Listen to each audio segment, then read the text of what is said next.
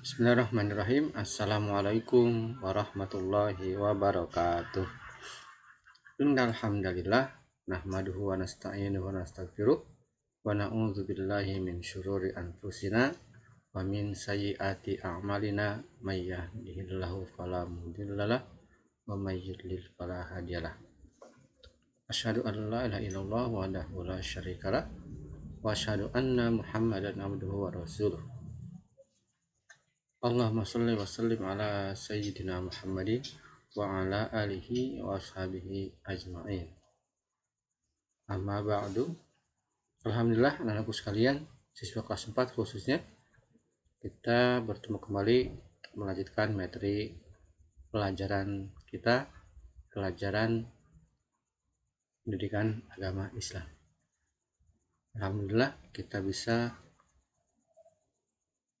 bertemu kembali walaupun dalam kondisi seperti ini ya, walaupun dalam kondisi pembelajaran kita masih lewat layar monitor saja, tapi tentunya tidak akan mengurangi semangat kita semua untuk selalu tetap belajar dan belajar. Baik anak-anakku sekalian, silakan siapkan bukunya. Kita akan melanjutkan materi yang lalu. Pertemuan yang lalu sempat beberapa kali tidak berhasil secara maksimal kita belajar karena gangguan dari sinyal yang selalu terputus. Namun ya, kali ini kita coba dengan menyiapkan dengan PowerPoint ya. Mudah-mudahan ini bisa membantu mereview kembali yang sudah terlewat kemarin, atau mungkin juga ada yang belum sempat mengikuti karena benar-benar tidak keburu untuk mengikuti karena sinyalnya mengganggu. Baik, tema kita yang lalu itu sudah sampai pada tentang kisah Nabi Ayub alaihissalam ya.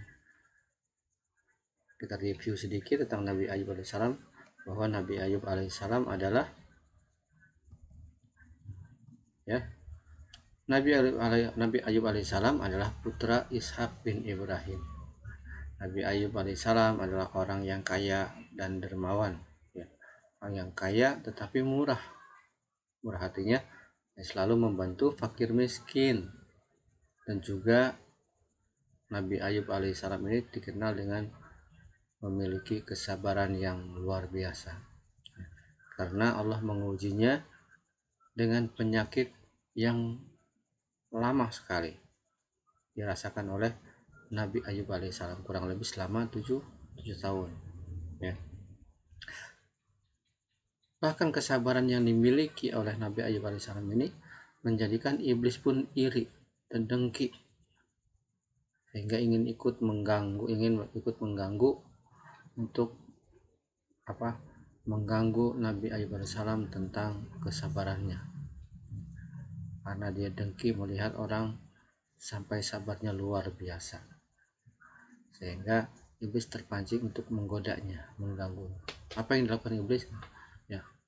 Iblis dengan cara menghabiskan hartanya sedikit demi sedikit ya, dengan musibah, malapetaka segala macam ya. Kemudian iblis pun berhasil bahkan ya menghasut putra putrinya pergi meninggalkannya karena dalam kebangkrutan. Sudah seperti itu, Nabi Ayub alaihissalam juga masih diuji oleh Allah Subhanahu wa taala dengan penyakit. Nah, penyakit yang diderita oleh Nabi Ayub alaihissalam inilah yang menjadikan orang-orang masyarakat menjauh dari Nabi Ayub alaihissalam. Karena penyakit kulitnya ini ya sampai mengeluarkan bau busuk.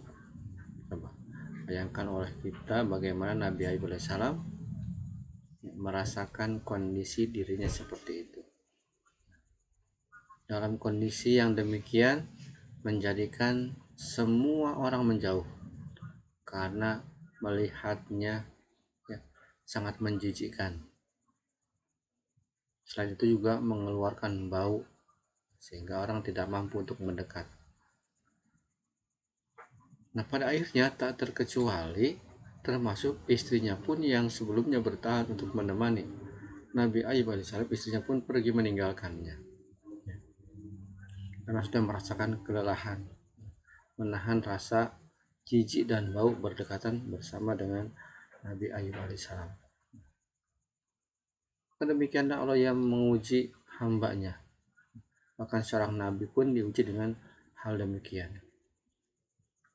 Dengan kesabaran yang luar biasa itulah kita bisa meneladani bagaimana ketika kita menghadapi ujian. Ya. Setiap apapun yang kita alami, baik itu musibah dan segala macamnya, ya, kita pasrahkan hanya kepada Allah Subhanahu wa Ta'ala.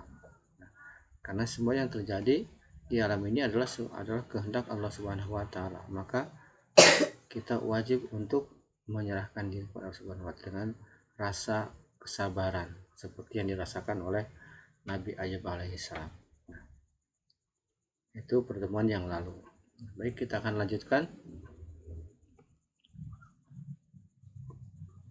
Allah Subhanahu wa Ta'ala memiliki banyak nabi, dan yang wajib kita hafal sebanyak 25 nabi.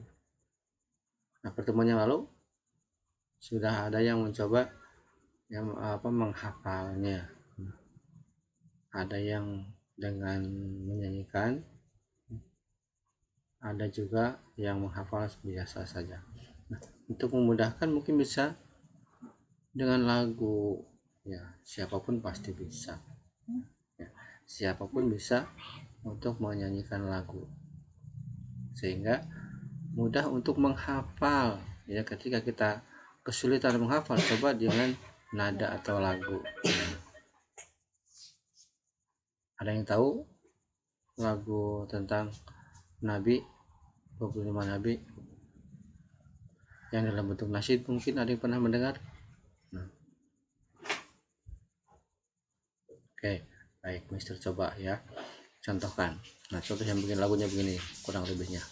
Adam, Idris, Nuh, Hud, Saleh, Ibrahim, Lut, Ismail, Ishak, Yakub, Yusuf, Ayub, Syuaib, Musa, Harun, Zulkifli, Daud, Sulaiman, Ilyas, Ilyasa, Yunus, Zakaria, Yahya, Isa, wal akhiru khatimul anbiya Muhammad al-Mustafa. Nah, ada yang pernah dengar? Mudah-mudahan ada yang pernah mendengar, jadi mudah. Nah, nanti bisa diputar ulang. Nah, yang Mister nyanyikan sekarang kalian bisa boleh ulang. Nah, sehingga mudah untuk menghafalnya 25 nabi tersebut. Siapa saja yang akan kita lanjutkan? Nah, di pelajaran kelas 4 ini ada 4 nabi yang disajikan dalam buku PAI yang kita pegang ini, yang kita pelajari. Yang lalu tentang Nabi Ayub alaihissalam barusan kita review. Kemudian selanjutnya adalah Nabi Zulkifli alaihissalam. Nah, kemudian ada Nabi Harun alaihissalam, dan satu lagi Nabi Musa alaihissalam. Ketika inilah nanti akan kita dengarkan kisahnya. Nah, yang pertama adalah Nabi Zulkifli alaihissalam. Nah, siapakah beliau? Nah, Nabi Zulkifli alaihissalam merupakan cucu Nabi Ibrahim alaihissalam, putra dari Nabi Ayub alaihissalam yang memiliki nama kecil yaitu Bashar, yang disenangi oleh banyak teman karena sifat jujurnya. Bahkan Zulkifli saat itu di dalam Al-Quran Allah sudah tuliskan, ya, Zulkifli alaihissalam, Allah menuliskannya, mengabadikannya dalam surat Al-Anbiya ayat 85-86. Apa kata Allah? A'udzubillahi minasyaitonir rajim. Nah, itu ada di buku kalian. Silakan dibuka bukunya.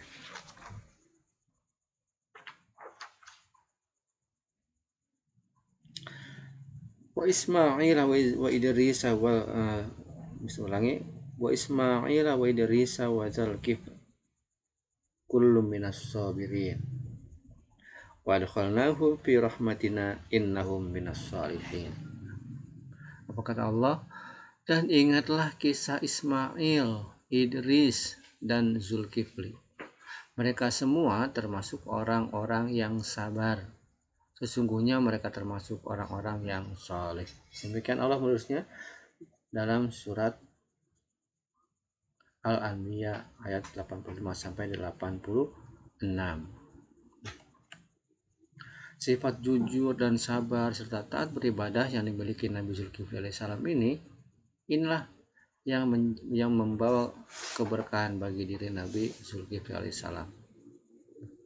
Nabi Zulkifli menjadi seorang raja yang disukai, yang disenangi oleh rakyatnya. Seperti yang menjadi harapan kakeknya. Siapa kakeknya? Ya, kakeknya adalah Nabi Ibrahim alaihissalam. Ya. Nah, Nabi Ibrahim alaihissalam selalu berdoa, ya, berdoa bahwa kelak keturunannya, ya, itu akan menjadi pemimpin dan panutan umat. Ya. Selalu berharap kelak keturunanku akan menjadi pemimpin dan panutan bagi umat.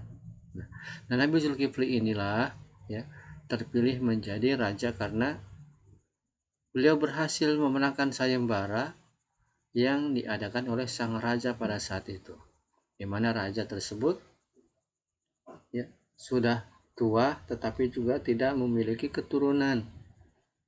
Tetapi raja ini adalah raja yang bijaksana, yang sangat disukai oleh rakyatnya.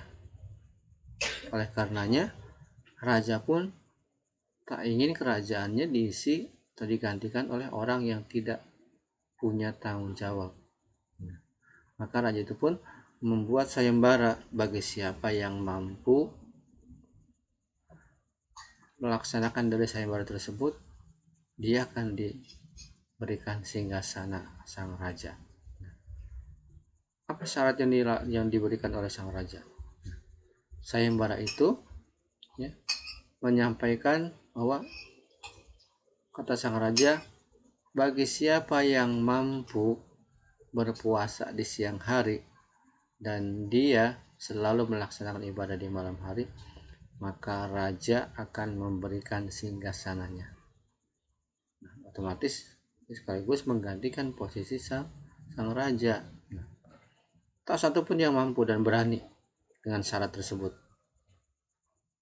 Dari sekian banyak rakyatnya, tidak seorang pun yang berani mengajukan dirinya untuk melaksanakan apa yang ada dalam sayembara tersebut. Tetapi hanya ada seorang pemuda yang tidak disangka-sangka, yang tidak dikenal oleh raja. Dia adalah Bashar atau lebih dikenal Zulkifli alaihissalam. Ya. Dia memberanikan diri. Apa dia bilang? Wahai sang raja, aku sanggup melaksanakan apa yang menjadi syarat untuk menggantikan diri sang raja. Sontak raja itu kaget. Bagaimana mungkin seorang pemuda mampu melaksanakan ibadah siang hari, ibadah di malam hari, dan puasa di siang hari. Tetapi Nabi Zulkifli dengan tenang dia menjawab bahwa dia mampu, bahwa dia bisa melaksanakan apa yang menjadi syarat dalam sayembara tersebut. Maka sang raja pun boleh menyatakan bahwa ini tidak main-main, ini bukan untuk bercandaan. Ini adalah raja yang harus menjaga rakyatnya, raja yang harus menjadi pelindung bagi rakyatnya, raja yang harus bisa berbuat adil pada semua rakyatnya. Apakah kau sungguh-sungguh, wahai anak muda? Baik sang raja, aku adalah bersungguh-sungguh. Aku adalah orang yang selalu bersungguh-sungguh dan tidak pernah main-main. Terlebih dengan sayembara ini. Demikian Zulkifli alaihissalam menyampaikan pasangan. Akhirnya sang raja mencari tahu ya, apakah benar yang disampaikan oleh Zulkifli alaihissalam, dan berhasil. Ya, akhirnya Zulkifli pun berhasil memenangkan sayembara yang diadakan oleh sang raja. Maka Nabi Zulkifli alaihissalam berhasil menjadi seorang raja sesuai yang menjadi harapan Nabi Ibrahim sebagai kakeknya. Dari kisah Nabi Zulkifli, apa yang bisa kita ambil, apa yang bisa kita teladani? Tidak lain adalah semangatnya, ya. Semangat dan juga menjaga kejujuran dan sabar dalam melaksanakan kewajiban yang menjadi perintah Allah Subhanahu wa Ta'ala. Beliau adalah orang yang sabar dalam melaksanakan kewajiban, dalam beribadah, orangnya komitmen. Bahkan Nabi Zulkifli alaihissalam setelah menjadi raja, setelah diangkat menjadi raja, dia pun tetap melaksanakan apa yang menjadi syarat sayembara pada saat itu. Dia melanjutkan aktivitas berpuasa siang hari dan melaksanakan ibadah di malam hari. Itu dilanjutkan oleh Nabi Zulkifli alaihissalam. Itu tentang kisah Nabi Zulkifli ya. Karena kita cukup padat waktunya, kita lanjut ya, tentang Nabi yang berikutnya. Siapakah dia? Nah, kita lihat. Selanjutnya adalah Nabi Harun alaihi salam. Siapakah Nabi Harun alaihi salam? Kita lihat di surat Maryam ayat ke-53. Allah berfirman, dan kami telah menganugerahkan kepadanya sebagian rahmat kami, yaitu saudaranya Harun menjadi seorang nabi. Nabi Harun yang sudah diabadikan oleh Allah Subhanahu wa taala dalam Al-Qur'an surah Maryam ayat 53. Nabi Harun alaihissalam ini memimpin Bani Israel, membantu Nabi Musa alaihissalam. Dengan demikian merupakan penerus dari Nabi Ibrahim alaihissalam juga, ya, dari silsilah keluarga, yaitu Harun bin Imran bin Kafit bin Lawi bin Yakub bin Ishak bin Ibrahim. Nah, ya, itulah silsilah keluarga Nabi Harun alaihissalam. Nabi Harun alaihissalam ini lahir 3 tahun sebelum Nabi Musa alaihissalam lahir. Mereka berdakwah kepada Fir'aun. Ya. Fir'aun ini terkenal adalah seorang raja yang sangat kejam, yang sombong. Ya. Kemudian Haman juga sama karakternya. Dan lagi Korun, yang memiliki harta berlimpah tapi pelit. Nah, Nabi Harun alaihissalam ini, beliau adalah memiliki kemampuan berbicara yang fasih ya, dibandingkan Nabi Musa alaihissalam. Dia memiliki kelebihan dalam berbicara. Nah, hal ini diakui sendiri oleh Nabi Musa alaihissalam. Sebagian besar kaum Bani Israel mulai lagi ya pada saat itu mulai dengan mempersekutukan Allah kembali, sehingga dalam kisah ini Nabi Harun tidak banyak berperan karena dia hanya banyak membantu dakwahnya Nabi Musa alaihissalam. Namun kita bisa meneladani dari Nabi Harun alaihissalam dalam hal berbicara. Kita harus pandai-pandai berbicara dalam memilih kata-kata, tidak sembarangan, tidak boleh berbicara semaunya kepada siapapun. Nah, itu tentang Nabi Harun alaihissalam. Baik, kita lanjut. Nabi Harun alaihissalam ini hidup selama kurang lebih 122 tahun. Allah memilihnya mendampingi Nabi Musa alaihissalam karena kefasihannya dalam berbicara dan memiliki keteguhan hati yang luar biasa. Ya. Mantap, kalau dia sudah membantu, ya komitmen membantu. adalah sikap keteguhan hati Nabi Harun alaihissalam. Nah, sikap inilah tentunya yang menjadi teladan buat kita semua, yang bisa kita ambil dari Nabi Harun alaihissalam. Baik, kita lanjut saja untuk mempersingkat waktu. Selanjutnya adalah Nabi Musa alaihissalam. Nabi Musa alaihissalam dilahirkan di masa pemerintahan Ramses atau Fir'aun, yang saat itu Fir'aun itu pada saat dilahirkannya Nabi Musa alaihissalam, Fir'aun itu bermimpi tentang runtuhnya kekuasaan Mesir yang sedang dia kuasainya, sehingga saking takutnya Fir'aun ini membuat kebijakan untuk membunuh siapapun bayi laki-laki yang dilahirkan pada saat itu. Jika terdengar ada wanita melahirkan bayi laki-laki, maka harus segera dibunuh.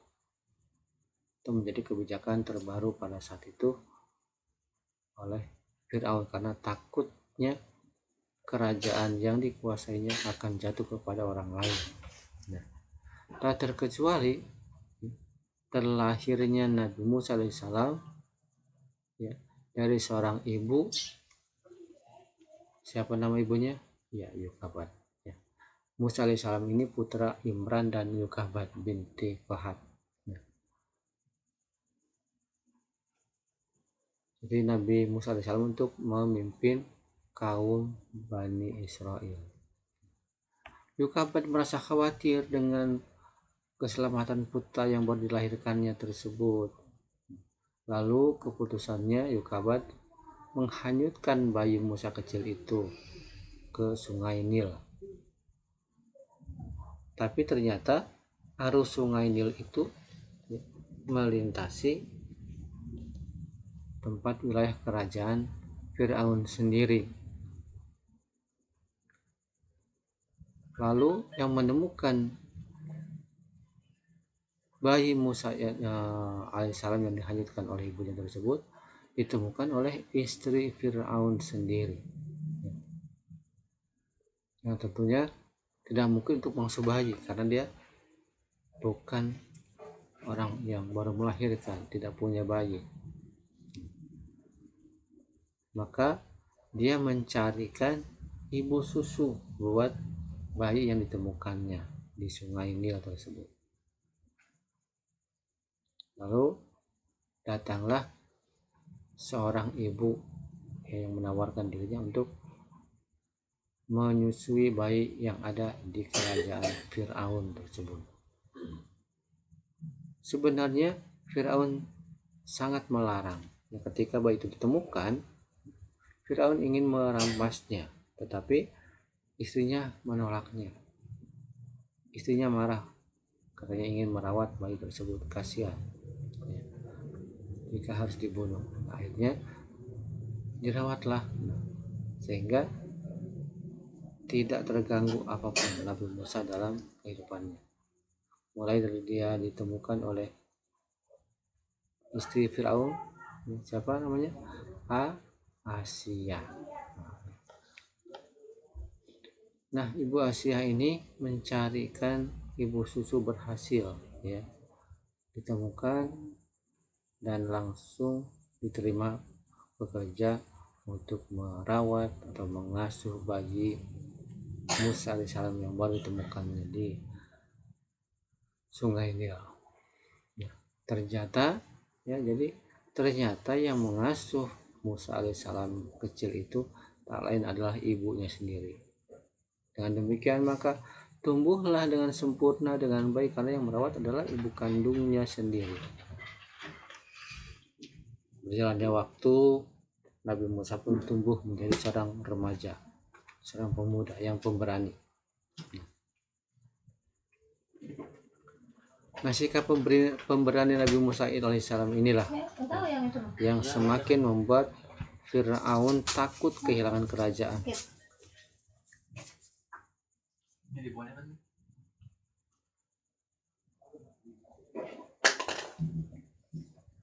Yang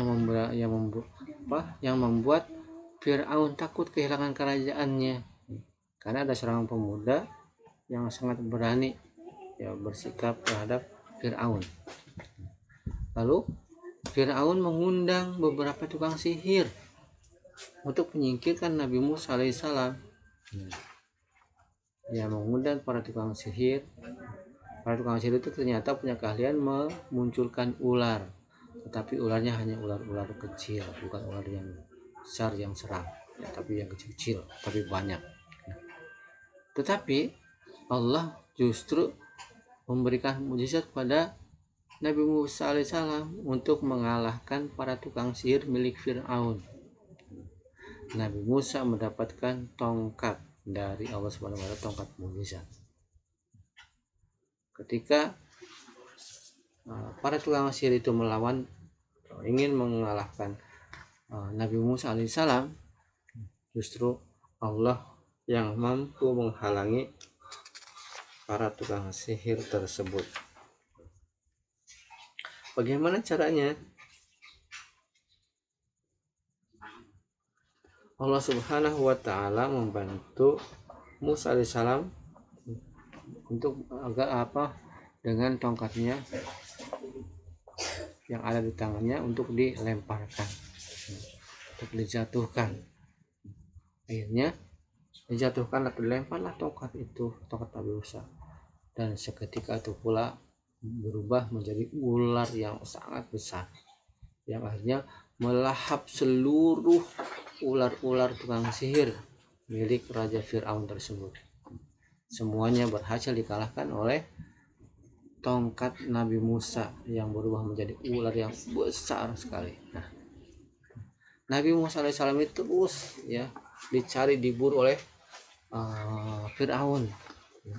Karena akhirnya Nabi Musa pun ya, berhasil lari, ya, menghindar dari kerajaan Fir'aun.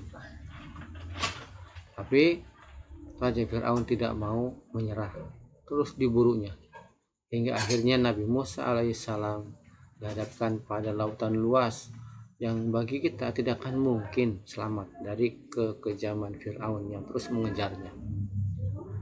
Namun lagi-lagi Allah yang menjaga Nabi Musa alaihissalam.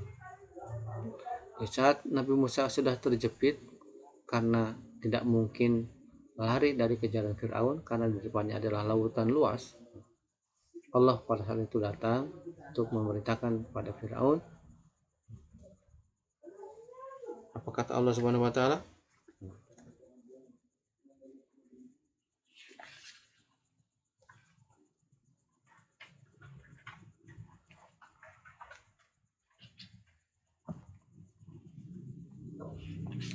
Jadi Nabi Musa pada saat itu diperintahkan Allah Subhanahu wa taala agar memukulkan tongkat ya ke tepi laut.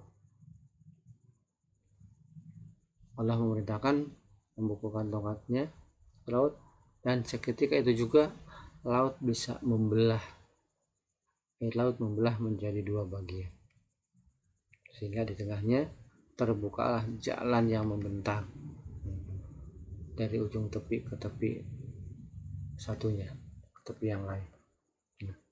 Maka mudahlah bagi Nabi Musa alaihissalam untuk melintas di jalan yang sudah dibuka tersebut. Air itu membelah yang menjadi membuka jalan pada Nabi Musa alaihissalam dan pasukannya. Jadi air itu bisa tidak menyatu dengan tongkat yang dipukulkan oleh Nabi Musa alaihissalam. Maka melintaslah Nabi Musa dan berhasil menyeberang bersama pasukannya. Tetapi Allah lagi membantu para Nabi Musa dengan menyatukan kembali air laut di saat Fir'aun berada di tengah-tengah kedalaman laut tersebut. Sedangkan pasukan Nabi Musa alaihissalam sudah berada di seberang lautan tersebut.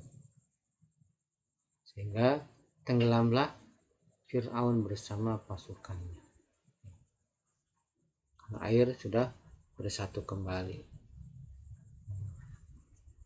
Jadi semua yang kita simak dari kisah-kisah para nabi, banyak yang menjadi tauladan yang bisa kita tiru. Contoh Nabi Musa alaihissalam adalah orang yang pemberani, berani karena dia merasa benar, berani dalam kebenaran Allah Subhanahu wa Ta'ala, yang mempertahankan dakwah agama Allah Subhanahu wa Ta'ala. Sehingga kita pun juga harus bisa meneladani dari keempat nabi yang sudah kita bahas ini. Mudah-mudahan kita semua bisa melaksanakannya. Maka demikianlah untuk pembelajaran kali ini tentang Nabi Ayub alaihissalam, Nabi Zulkifli alaihissalam, Nabi Harun alaihissalam, dan terakhir Nabi Musa alaihissalam. Baik, itu saja. Wallahu a'lam bishawab. Kita tutup hamdalah bersama. Alhamdulillahi rabbil alamin. Kafaratul majlis. Subhanakallahumma wa bihamdik asyhadu an la ilaha illa